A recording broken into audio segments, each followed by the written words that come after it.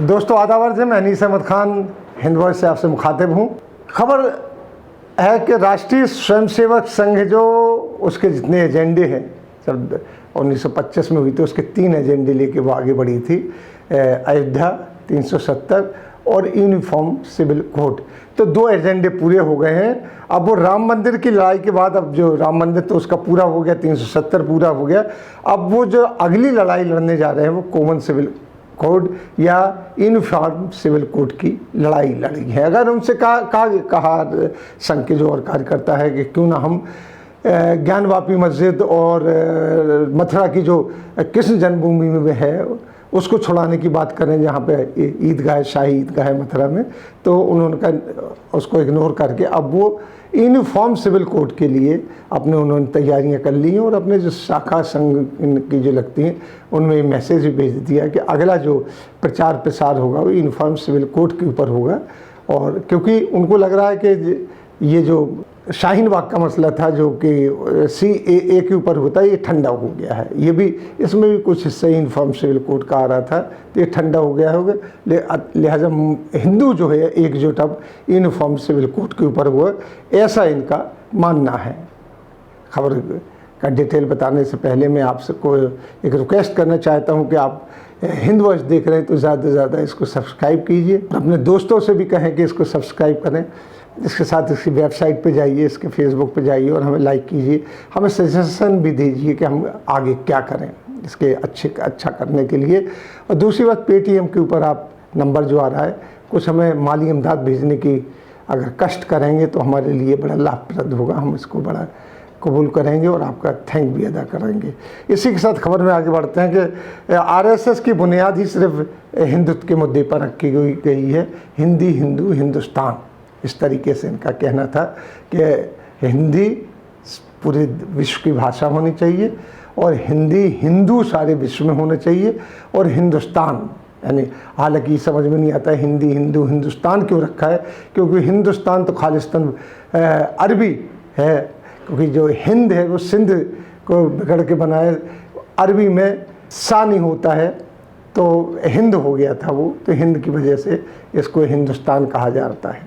स्थान तो अरबी का ही शब्द है इस तरीके से, लेकिन वो हिंदी, हिंदू, हिंदुस्तान। और वो कभी इन्होंने RSS वालों ने संविधान को नहीं माना, भारत के संविधान को नहीं माना। जब सन 1950 में लागू हुआ था तब इन्होंने इसकी संविधान की कॉपियाँ जलाई थी और ये मनुस्मृति को चाहते थे कि मनुस्मृति को संविधान बनाया जाए, क्योंकि हिंदुओं की वो अगुवाई करती है मनुस्मृति। इसी के तरह से तिरंगा झंडा भी नहीं मानते हैं, क्योंकि ये कहते हैं कि तिरंगा झंडा 3 तिरंगा काम बिगड़ा वाली बात करते हैं। 3 रंग हरदम अशुभ होते, तो अपना भगवा की बात करते हैं। भगवा ही झंडा ये अपने यहाँ पे फहराते थे 15 अगस्त में, तो कोई झंडा फहराते नहीं थे, लेकिन अपने फंक्शंस में सिर्फ भगवा झंडा फहराते थे, जिसके ऊपर एजिटेशन हुई। 2002 में 2 लोगों ने जाके वहाँ पे तिरंगा झंडा फहराने की कोशिश की, जो रेशम बाग है नागपुर में, तो वो गिरफ्तार हुए। गिरफ्तार करने के बाद केस चला, तब राज खुला कि भगवा नहीं फहराते यहाँ पे, लेकिन फिर कोर्ट के ऑर्डर के बाद इनको भगवा झंडा वहाँ फहराना पड़ा था, राष्ट्रीय ध्वज फहराना पड़ा था भगवा झंडे के अलावा। संघ कार्यकर्ता जो आज भी नहीं मानते हैं संविधान की बात, वो कहते हैं मनुस्मृति ही आगे आना चाहिए, वही हमारा संविधान है, वही सब चीज़ है। आगे बढ़ने की बात यह है कि 3 एजेंडे जो ये लेके चले थे 1925 में, अपने RSS की जब स्थापना हुई थी, जो हिंदू महासभा से निकला था, तो हिंदी, हिंदू, हिंदुस्तान, और 3 एजेंडे थे कि 370 ख़त्म होना चाहिए। इसी के लिए श्यामा प्रसाद मुखर्जी एजिटेशन में वहाँ गए। वहाँ ये कहते हैं कि उनकी हत्या हो की गई, कुछ लोग कहते हैं कि वो बीमार थे इसलिए उनकी डेथ हो गई। जो भी हुआ वो वहीं पे मरे हैं, वो कश्मीर में उनका स्वर्गवास हुआ है। इसी के साथ दोनों तो पीछे पूरी हो गई हैं। अब यूनिफॉर्म सिविल कोड की बात करते हैं कि पूरे देश में एक साथ लागू होना चाहिए। यूनिफॉर्म सिविल कोड लागू होने में काफ़ी अड़चनें हैं, क्योंकि संविधान जब बन रहा था तो उसमें भी बात आई थी यूनिफॉर्म सिविल कोड की, लेकिन वो इस वजह से उसको आगे बढ़ा दिया, नकारा नहीं गया था, इल्तवा में डाल दिया था, आगे डाल दिया था कि इसके ऊपर पहले राय आम, सब लोगों की एक राय होना चाहिए, कंसेंसस होना चाहिए, क्योंकि हिंदुस्तान इज़ द जो कंट्री है तो वो यूनिटी इन डाइवर्सिटी है। यानी विभिन्न लोग रहते हैं तब भी यूनिटी रहते हैं। तो उन विभिन्न लोगों की खान पान और ज़ात, उनकी प्रथाओं को मानना क्या है क्या नहीं है, उनको सब एक तरीके से सब लोग मान लें कि हाँ ये चीज़ मालूम है। क्योंकि आप जानते हैं कि जो मणिपुर के लोग हैं कुछ दूसरी चीज़ मानते हैं, कश्मीर के लोग उनके त्यौहार भी अलग हैं और उनका रहन सहन खान पान भी अलग है, उनकी ज़ातें भी अलग हैं। इसी तरीके से मुसलमान हिंदू इनकी तो बात थी छोड़ ही दीजिए, तो क्लियर है। और क्रिश्चियन भी हैं यहाँ पे, एक बहुत बड़ी माइनॉरिटी है, और सिख भी हैं, कई धर्म के लोग हैं। फिर संप्रदाय के लोग हैं जो अलग अलग हैं, ज़ात के बाद संप्रदाय आते हैं।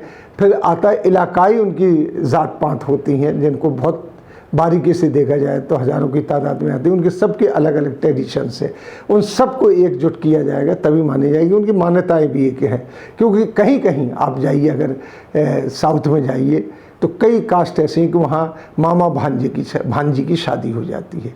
लेकिन ये हिंदी बेल्ट में इसको ठीक नहीं माना जाता है कि ये नहीं होना चाहिए। अब अगर यूनिफॉर्म सिविल कोड लागू हुआ तो इसको किस तरीके से लागू करेंगे, क्योंकि वहाँ पे एक शादी और शादी इस तरीके से होना चाहिए, वो सब आएगा उसमें। हालांकि कुछ हिस्सा गोवा में लागू किया गया है यूनिफॉर्म सिविल कोड के नाम से तो नहीं, जैसे कि आप वहाँ पे एक ही शादी कर सकते हैं, तब तक 14 साल तक आप दूसरी शादी नहीं कर सकते जब तक कि आप यह साबित कर दें कि इसके औलाद नहीं होती है।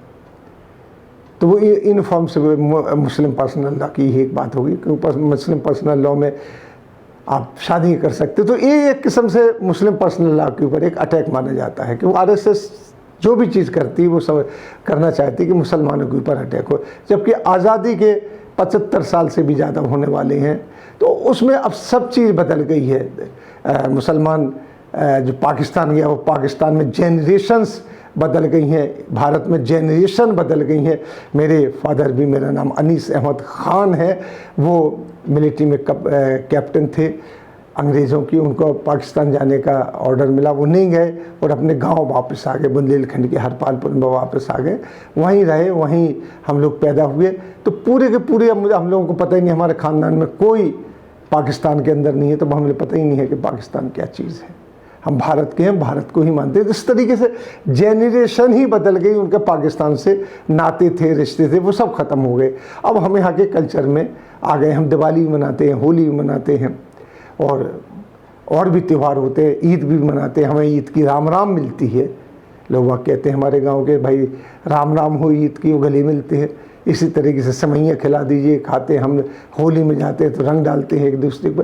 पूरी तरीके से हम लोगों का कल्चर दूसरा हो गया। लेकिन आरएसएस अभी वही ढाक के 3 पात को पीट रही, वही ढोल पीट रही है कि शायद हम मुसलमान, हिंदू, सिख, ईसाई सब अलग अलग सोचते हैं। लेकिन हाँ, ये कट्टरपन इस हद तक पहुंच गया है आरएसएस का कि फिर से एक डिवीज़न की नौबत आ गई है।